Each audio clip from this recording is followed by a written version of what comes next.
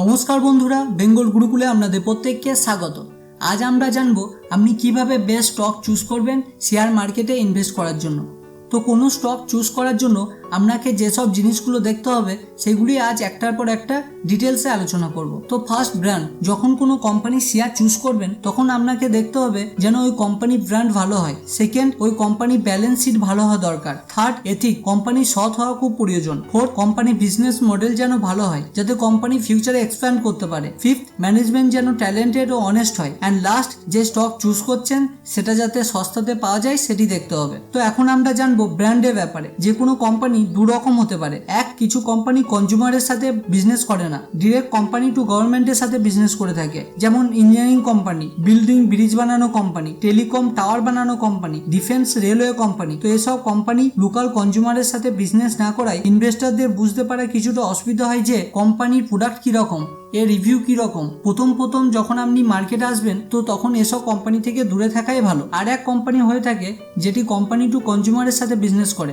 এইসব কোম্পানির প্রোডাক্ট সম্বন্ধে আপনার নলেজ থাকে, আপনি এদের রিভিউ জানেন। তো এসব কোম্পানির প্রোডাক্ট আপনিও আপনার রিলেটিভ ব্যবহার করে থাকেন, তো আপনার বুঝতে পারা কিছুটা ইজি হয়। তো যখন কোনো স্টক অ্যানালিসিস করবেন তখন আপনাকে দেখতে হবে ওই কোম্পানির ব্র্যান্ড আপনি বুঝতে পারছেন কিনা আর আপনি পুরোপুরি ওই কোম্পানি সম্বন্ধে জানেন কিনা। এরপর আসে ব্যালেন্স শিট। আপনাকে দেখতে হবে কোম্পানি ফাইন্যান্সিয়াল অবস্থা কিরকম। আপনারা সকলে জানেন হর চিজ जो बहुत चमकती है वो सोना नहीं होती। যেমন এয়ার ইন্ডিয়া যতদিন ব্যাংকক্রাফট হয়নি, বিজয় মাল্য দেশ ছেড়ে চলে যায়নি, ততদিন একটি রেপুটেড ব্র্যান্ডেড কোম্পানি ছিল, বাট ভিতরে পুরোপুরি ভাবে ফাঁকা ছিল। তো শুধুমাত্র ব্র্যান্ড ও প্রোডাক্ট কোয়ালিটি দেখে আপনি স্টকে ইনভেস্ট করতে পারবেন না। অনেক সময় কোম্পানি ইমেজ ও ব্র্যান্ডকে সাকসেসফুল করতে গিয়ে প্রচুর টাকা অ্যাড ও প্রোডাক্ট বানাতে খরচা করে ফেলে, আর যদি ওই প্রোডাক্ট থেকে প্রফিট না হয় তাহলে কোম্পানি ধীরে ধীরে লসে চলে যায়। সেই জন্য কোম্পানি ফান্ডামেন্টাল দেখা খুব প্রয়োজন। এখানে দুটি জিনিস আপনাকে অবশ্যই দেখতে হবে। প্রথমত, ওই কোম্পানির লোন যেন বেশি না হয়। দ্বিতীয়ত, কোম্পানি যেন লস না করে, কোম্পানি প্রতিটি বছর যেন ভালো রকম প্রফিট করে। নেক্সট পয়েন্ট হচ্ছে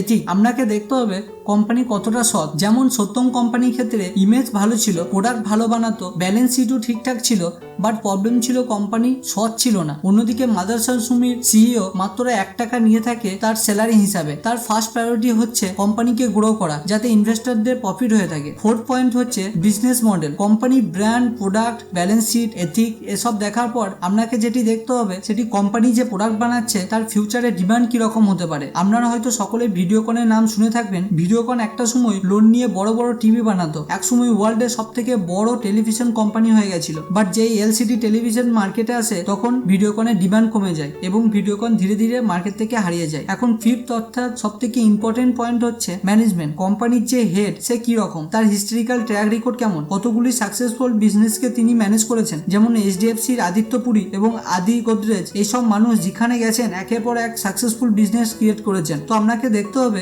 এসব মানুষ কোথায় কাজ করছেন, আর সেই সব বিজনেস যদি আপনার ভালো লাগে তাহলে সেখানে ইনভেস্ট করতে পারেন। লাস্ট অর্থাৎ 6 পয়েন্ট হলো ভ্যালুয়েশন। যখন কোনো হাউস আপনি 5 লাখে কেনেন তখন হতে পারে আপনি সেটি সস্তাতে কিনেছেন, আবার যদি ওই হাউসে আপনি 10 লাখে কেনেন তখন ওটি কস্টলি হয়ে যায়। তো কোনো প্রোডাক্ট ভালো না খারাপ ওটি নির্ভর করে আপনি কত টাকা দিয়ে ওটি বাই করেছেন। তো শেয়ারের ভ্যালু কিভাবে বুঝবেন এর জন্য আমি একটি ভিডিও বানিয়েছি, তো আপনি ওটি দেখতে পারেন। বাট সিম্পলি আপনি এভাবে দেখতে পারেন। মনে করুন দুটি ব্যাংক এইচডিএফসি এবং আইসিসিআই, দুজনের নেট প্রফিট কত। যদি এইচডিএফসি বছরে 100 টাকা প্রফিট করে আর আইসিসিআই বছরে 50 টাকা প্রফিট করে তাহলে আপনি দেখবেন ওই দুই ব্যাংকের মার্কেট ক্যাপ কত। তো যদি এইচডিএফসি মার্কেট ক্যাপ 500 হয় এবং আইসিসিআই এর মার্কেট ক্যাপ 500 হয় তাহলে আপনি এইচডিএফসি কিনবেন, কারণ এইচডিএফসি বছরে 100 টাকা প্রফিট করেছে। তো এভাবে আপনি আপনার বেস্ট স্টক চুজ করতে পারেন। আর একটি জিনিস সর্বদা মনে রাখবেন, স্টক অ্যানালিসিস করার সময় সর্বদা বিজনেসকে স্টাডি করবেন, প্রাইস কেনা। তো আজ এ পর্যন্ত। যদি ভিডিওটি ভালো লাগে লাইক শেয়ার করবেন, আর যদি সাবস্ক্রাইব না করে থাকেন অবশ্যই সাবস্ক্রাইব করে দেবেন। কোনো কোশ্চেন থাকলে নিচে কমেন্ট বক্সে জিজ্ঞাসা করতে পারেন। Thanks for watching.